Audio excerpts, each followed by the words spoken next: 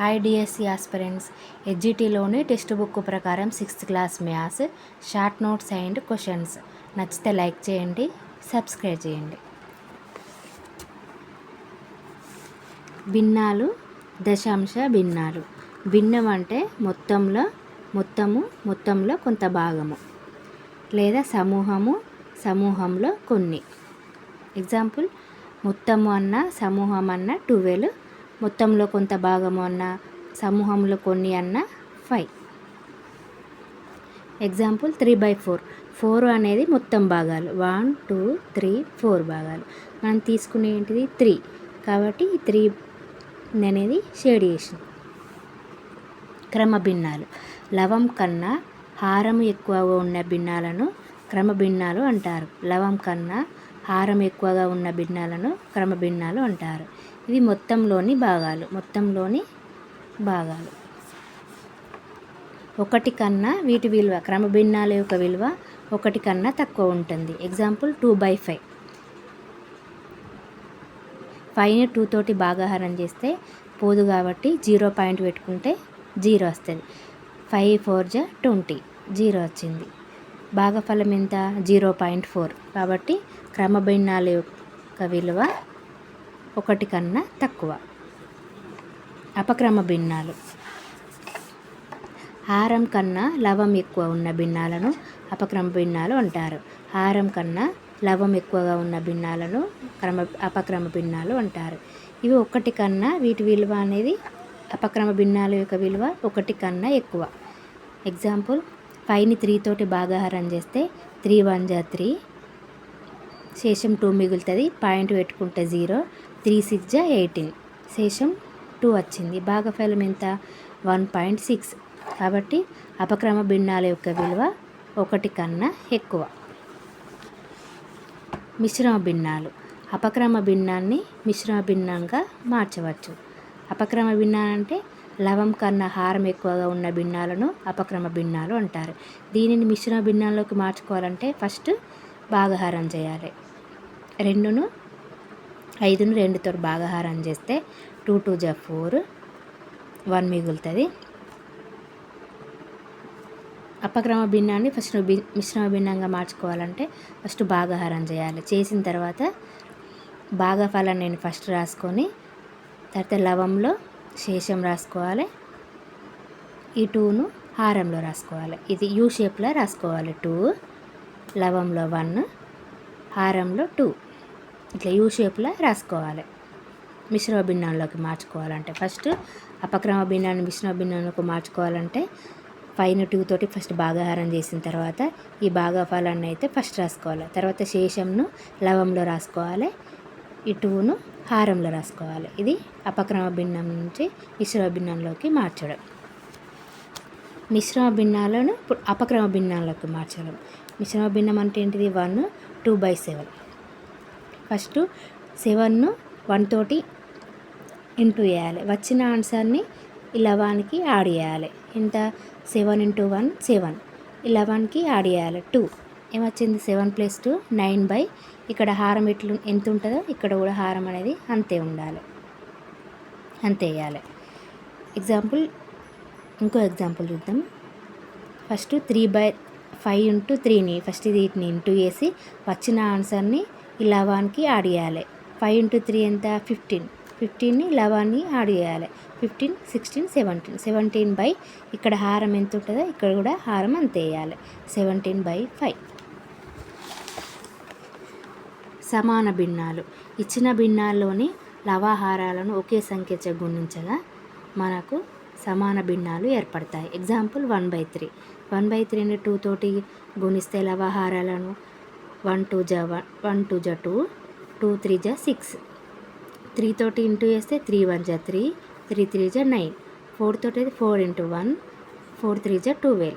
5 తోటి 5 × 1, 5 3 15. వీటిని క్యాన్సిల్ అయితే 2 1 2, 2 3 6, 1/3 వచ్చింది.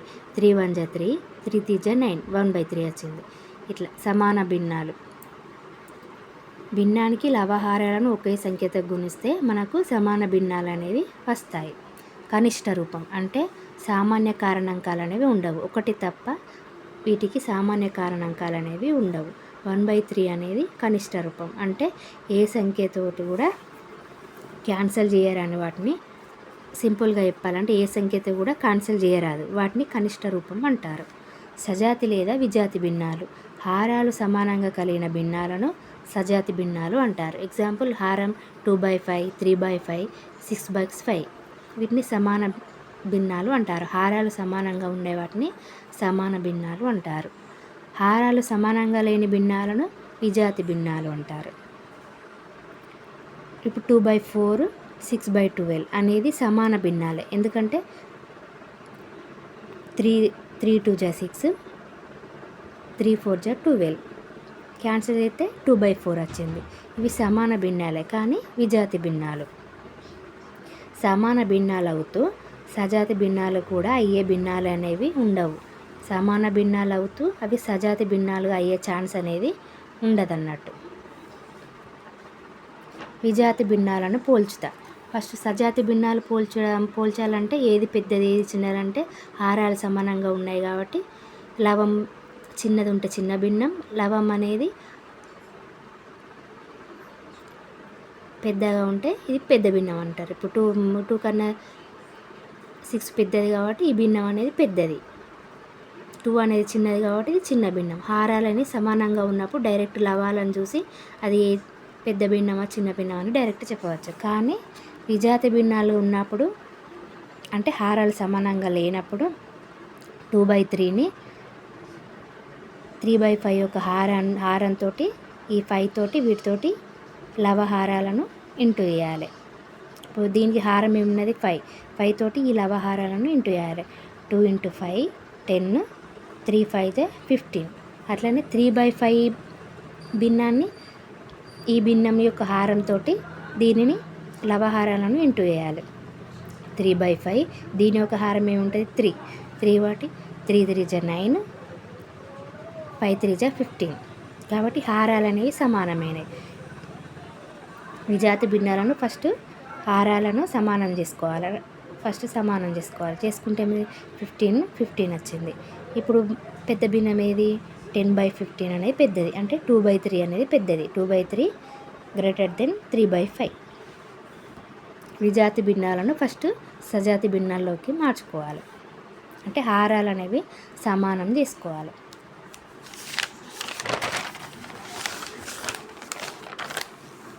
సజాతి భిన్నాలను సంకలనం.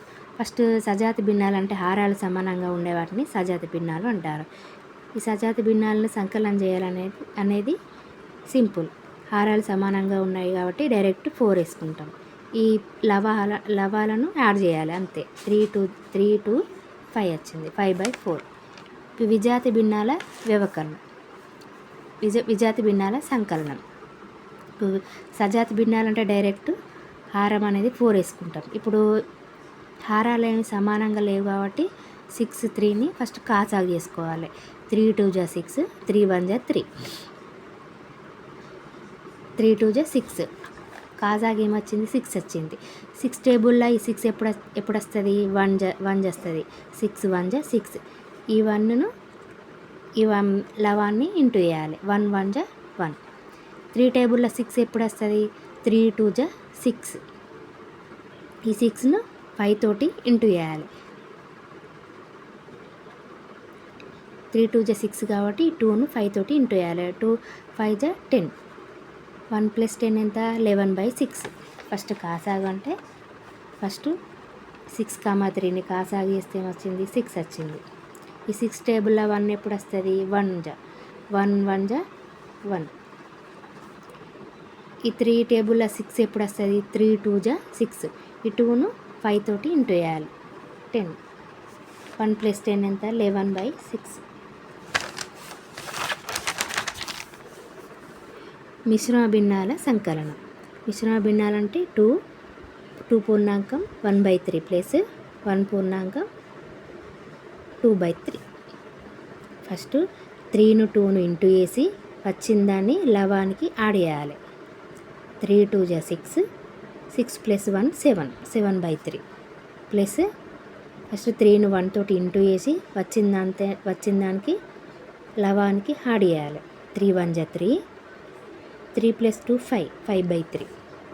అప్పుడు హారాలని సమానంగా ఉన్నాయి కాబట్టి డైరెక్ట్ 3 వేసుకుంటాం. వీటిని మీ లవాలను డైరెక్ట్ యాడ్ చేయాలి. 7 + 5 ఎంత? 12. 3 4 జా 12, ఆన్సర్ 4 వచ్చింది. ఇప్పుడు వ్యవకలనం, భిన్నాల యొక్క వ్యవకలనం. ఫస్ట్ సజాతి భిన్నాలు కావు కాబట్టి వీటిని కాసాగు చేసుకోవాలి. 10, 9 ఇది పోదు కాబట్టి డైరెక్ట్ 10 × 9 90. 10 టేబుల్లో 9 ఎప్పుడు వస్తుంది? 9. 10 × 9 90. ఈ 9 3ను ఇంటూ చేయాలి. 9 3 జా 27. 9 టేబుల్లో 90 ఎప్పుడు వస్తుంది? 9 × 10 జా 10 11ని ఇంటూ చేయాలి. 10 2 జా 20. 27 నుంచి 20 తీసేస్తే ఎంత? 7. 7/90. దశాంశ స్థానాల విలువ. ఏదైనా ఒక సంఖ్యలో ఒక్కొక్క స్థానం కుడివైపు పోయిన కొలది దాని స్థానం విలువ అనేది 1/10 వంతు అనేది తగ్గుతుంది. ఎగ్జాంపుల్, ఇది ఒకట్లు ఉన్నది. కుడివైపు పోయిన కొలది దాని విలువ అనేది 1/10 వంతు అనేది తగ్గుతుంది. ఎడమవైపు పోయిన కొలది 10 రెట్లు అనేది పెరుగుతుంది.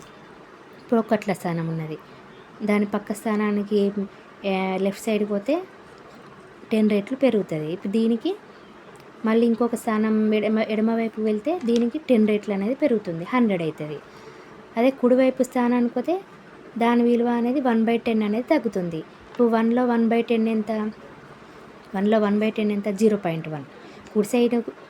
కుడి సైడ్కు వెళ్ళే కొలది రైట్ సైడ్కు వెళ్ళే కొలది దాని విలువ అనేది 1/10 రెట్లు అనేది తగ్గుతుంది. మళ్ళీ ఇంకొక స్థానానికి కుడివైపు వెళ్తే 1/100 వంతు తగ్గుతుంది. 1/100 ఎంత? 0.01. కుడివైపున పోయే కొలది ప్రతి స్థానం 1/10 అనేది తగ్గుతుంది, 1/10 వంతు తగ్గుతుంది. లెఫ్ట్ సైడ్ పోయిన కొలది 10 రెట్లు అనేది పెరుగుతుంది.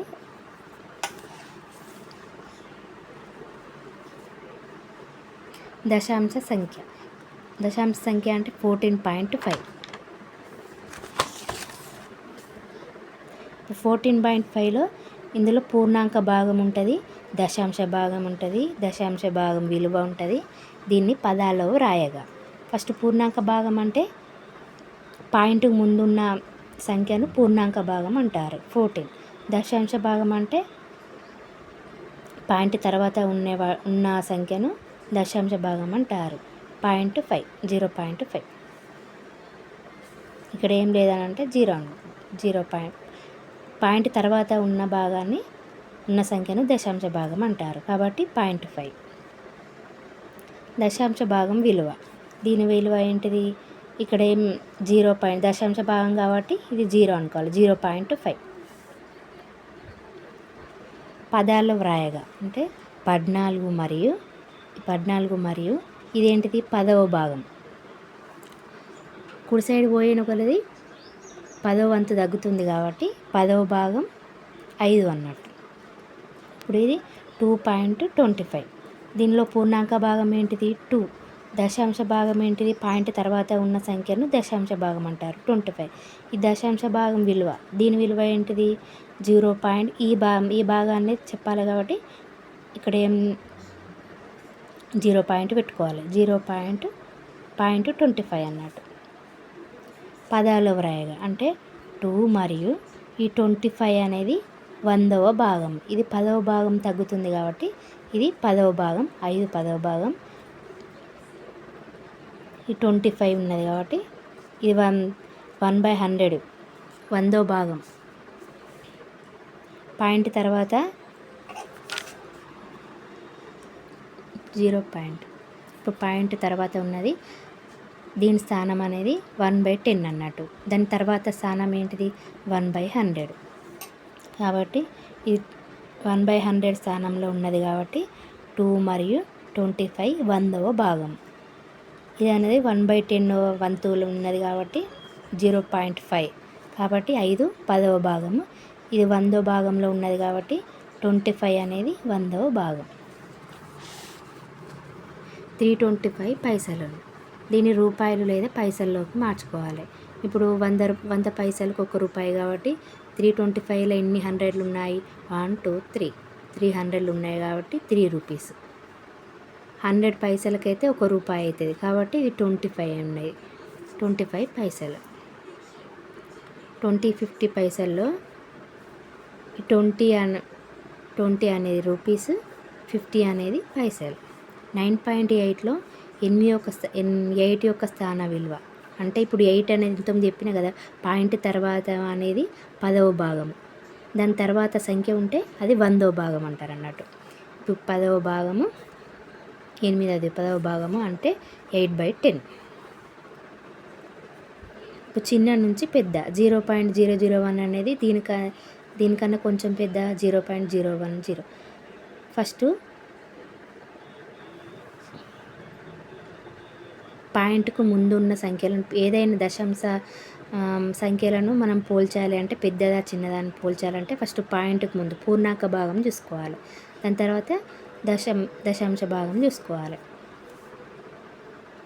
ఇప్పుడు 0.01, ఇప్పుడు పూర్ణాంక భాగం ఏమున్నది? 0 ఉన్నది. దీనికి పూర్ణాంక భాగం అంటే పాయింట్కి ముందు ఉన్నది 0 ఉన్నది, పాయింట్ తర్వాత 0 ఉన్నది, ఇదేమైనా పాయింట్ తర్వాత 9 ఉన్నది కాబట్టి 0.9 అనేది పెద్దది. ఇప్పుడు ఎగ్జాంపుల్ చెప్తున్నా. ఇప్పుడు 8.6 ఉన్నది, 7.2. ఫస్ట్ దశాంశ భాగాలను పోల్చాలి అంటే చిన్నదా పెద్దదాన్ని పోల్చాలంటే ఫస్ట్ పూర్ణాంక భాగం చూడాలి. పూర్ణాంక భాగం అంటే పాయింట్కి ముందు ఉన్నది, పాయింట్కి ముందు ఉన్నది ఏంటిది? 8. ఈడ పాయింట్ ముందు ఉన్నది ఏంటిది? 7. కాబట్టి ఏది చిన్నది? 7 కాబట్టి 8.6 అనేది పెద్దది. నెక్స్ట్ 8.5, 8.4. ఇలా ఏది పెద్దది అంటే ఫస్ట్ పూర్ణాంక భాగం చూసుకోవాలి. పూర్ణాంక భాగం ఏంటిది? ఇది 8. పూర్ణాంక భాగం సేమ్ ఉన్నది కాబట్టి పాయింట్ తర్వాత దశాంశ భాగం చూసుకోవాలి. 10వ భాగం అన్నట్టు, పాయింట్ తర్వాత ఉన్నది 10వ భాగం. నెక్స్ట్ ఇది 100వ భాగం అన్నట్టు. పాయింట్ తర్వాత ఏమున్నది? ఇక్కడ 4 ఉన్నది, పాయింట్ తర్వాత అనేది 5 ఉన్నది కాబట్టి ఈ 4 అనేది చిన్నది కాబట్టి 5 అనేది పెద్దది కాబట్టి <8.5 8.4. నెక్స్ట్ పూర్ణాంక భాగాలు సేమ్ ఉన్నాయి. దశాంశ భాగం ఏమున్నది? ఇక్కడ 10వ వంతు ఏమున్నది? 0 ఉన్నది, ఇక్కడ 9 ఉన్నది కాబట్టి 8.10 అనేది పెద్దది. ఎగ్జాంపుల్ చూద్దాం. 6.8, 8.66, 8.06, 8.68. ఫస్ట్ పూర్ణాంకం చూసుకోవాలి.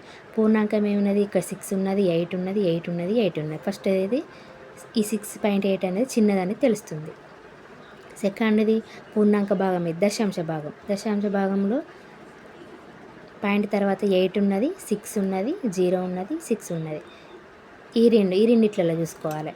ఈ రెండిట్లలో 10వ భాగం సేమ్ ఉన్నది కాబట్టి 100వ భాగం చూసుకోవాలి. ఇక్కడ 6 ఉన్నది, ఇక్కడ 8 ఉన్నది.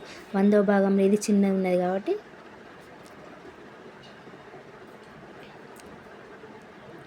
దీనికన్నా ఇది చిన్నది.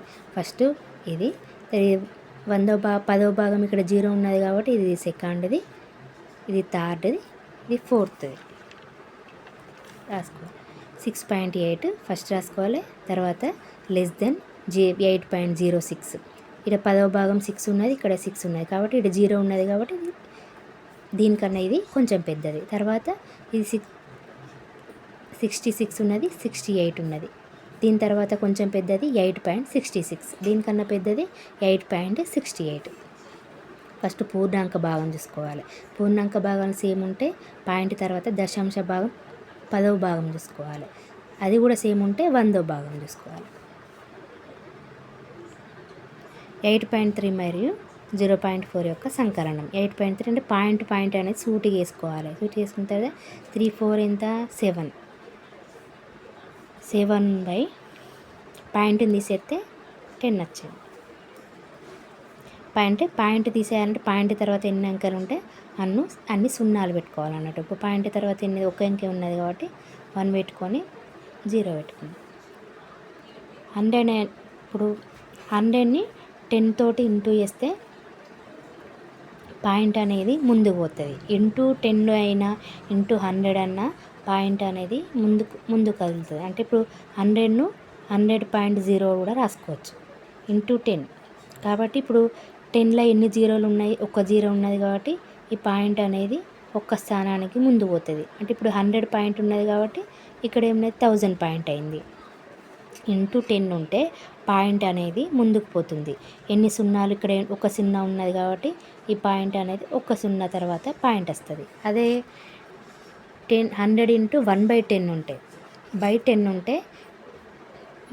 ఉంటే పాయింట్ అనేది వెనుకకు పోతుంది. ఇప్పుడు 100ని ఏమని రాసుకోవచ్చు, 100.0 రాసుకోవచ్చు. ఇంటూ 1/10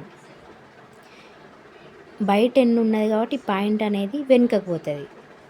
ఇది ముందుకు అనుకుంటే ఇది వెనుకకు అన్నట్టు. ఇక్కడ ఎన్ని జీరోలు ఉన్నాయి, ఒక జీరో ఉన్నది కాబట్టి ఈ పాయింట్ అనేది ఇక్కడికి పోతుంది. ఇక్కడికి పోతే ఏముంటుంది 10.0 ఏముంటుంది 10.0. ఇక్కడ ఏం గుర్తుపెట్టుకోవాలంటే ఇంటూ 10 ఉన్న 100 ఉన్న పాయింట్ అనేది ముందుకు పోతుంది. అక్కడ ఎన్ని సున్నాలు ఉంటే అన్ని స్థానాల ముందు పాయింట్ అనేది వెళ్తుంది. అదే బై 10 అన్న బై 100 ఉన్న పాయింట్ అనేది వెనుకకు పోతుంది. 100.0 ఉన్నది కాబట్టి ఇప్పుడు బై 10 కాబట్టి పాయింట్ అనేది ఒక్క స్థానానికి వెనుకకు పోతుంది. అంటే 10.0 బై 10 ఉంటే పాయింట్ అనేది ఎన్ని సున్నాలు ఉంటే అన్ని స్థానాలకు ముందుకు పోతుంది అన్నట్టు, వెనుకకు పోతుంది. బై 10 ఉంటే వెనుకకు పోతుంది పాయింట్, ఇంటూ 10 ఉంటే పాయింట్ అనేది ముందుకు పోతుంది. Thanks everyone. నచ్చితే లైక్ చేయండి, సబ్స్క్రైబ్ చేయండి. నెక్స్ట్ వీడియోలో దశాంశ నిర్వహణ చూద్దాం.